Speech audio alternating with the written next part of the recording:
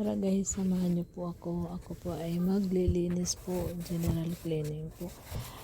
Tingnan niyo po kung ano po yung aking makikita na hayop sa bandang dulo. At kayo na po yung bahala kung ano po yun. At ako hindi ko rin alam. Hindi ko rin po siya kilala kung ano. Dito po ay nilinis po natin bawat sulok. Pinag-uurang po natin po lahat. Okay, ako po naman po pag naglilinis po ako. Wala po akong wala po akong tawag dito, inaano na nilalaktawan. Ayan, wala po akong nilalaktawan. Lahat po yan. Masilan lang po kasi ako. Mabagal lang ako maglinis kasi masilan lang po talaga ako. Every details po talaga ng bawat sulok. Yung mga, ayan, tulad yan, mga bulaklak.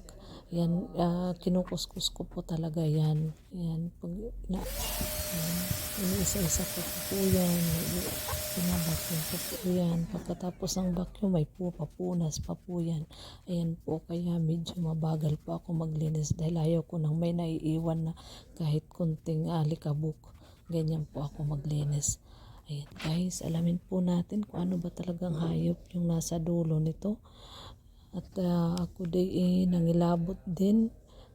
Madami po akong nakuha dito na mga nasa 10. Ayan, pati na po yung aircon na yan ay nilinis na po natin.